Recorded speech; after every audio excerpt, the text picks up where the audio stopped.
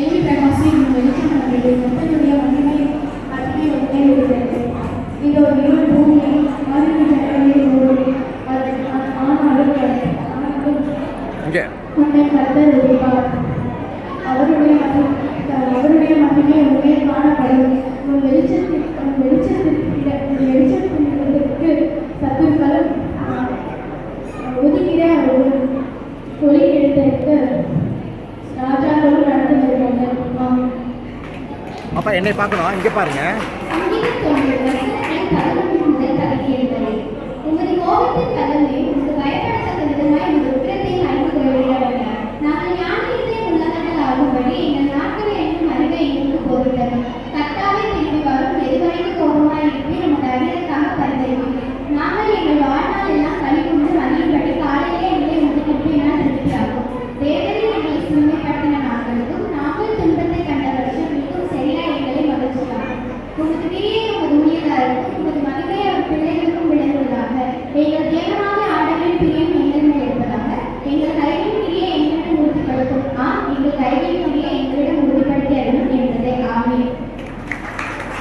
சங்கீதம் 27:1-5 வசனங்கள். கர்த்தர் என் வெளிச்சமும் என் ரட்சிப்புமானவர், யாருக்கு பயப்படுவேன்? கர்த்தர் என் ஜீவனின் பலனானவர், யாருக்கு அஞ்சுவேன்? என் சத்துருக்களும் என் பகைஞரும் ஆகிய பொல்லாதவர்கள் என் மாம்சத்தை பட்சிக்க என்னை நெருக்குகையில் அவர்களை விழுந்தார்கள்.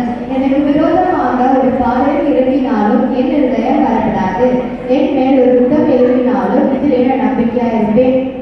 கர்த்தரிடத்தில் ஒன்றை நான் கேட்டேன், அதையே நாடுவேன். நான் கர்த்தருடைய மகிமையை பார்க்கும்படியாகவும் அவருடைய ஆலயத்தில் ஆராய்ச்சி செய்யும்படியாகவும் நான் என் ஜீவனுள்ள நாளெல்லாம் கர்த்தருடைய ஆலயத்தில் தங்கியிருப்பதையே நாடுவேன். தீங்கு நாளில் அவர் என்னை தமது கூடாரத்திலே மறைத்து என்னை தமது கூடார மறைவிலே ஒளித்து வைத்து என்னை கண்மலை மேல் நிறுத்துவார். ஆமென்.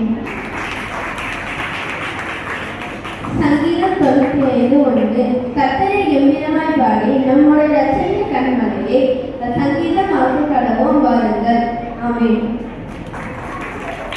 சங்கீதம் 98. கர்த்தருக்கு புதுப்பாட்டை பாடுங்கள், அவர் அதிசயங்களை செய்திருக்கிறார். அவருடைய வலது கரமும் அவருடைய பரிசுத்த புயமும் இரட்சிப்பை உண்டாக்கிறது.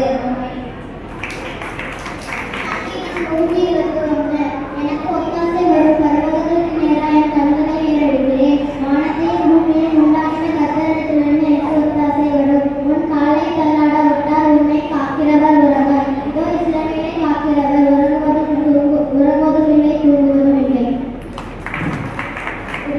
எனக்கு புறப்பட்டு வந்து நாம் கர்த்தரின் பர்வதத்திற்கு யாக்கோபின் தேவனுடைய ஆலயத்துக்கு போவோம் பாருங்கள். அவர் தமது வழிகளை நமக்கு போதுவார், நாம் அவர் பாதைகளில் நடப்போம் என்பார்கள். ஏனெனில் சியோனிலிருந்து வேலும் ஜெருசலேமிலிருந்து கர்த்தரின் வசனமும் வெளிப்படும். ஏசாயா 2:3. ராஜாக்கள் 28:15. நான் உங்களுடைய தேசத்துக்கு திரும்ப வரவில்லை. நான் உனக்கு சொன்னதை செய்திகளும் உன்னை கைவிடவில்லை. யாக்கோபு நித்திரை திறந்து விட்டபோது இந்த ஸ்தலம் கர்த்தர் மெய்யாகவே இந்த ஸ்தலத்தில் இருந்திருக்கிறார், நீ நான் அறியாதிருந்தேன் என்றான். அவன் பயந்து இந்த ஸ்தலம் எவ்வளவு பயங்கரமாய் இருக்கிறது, இது என்னுடைய வீட்டை அல்லாமல் வேறல்ல, இது வானத்தின் வாசல்.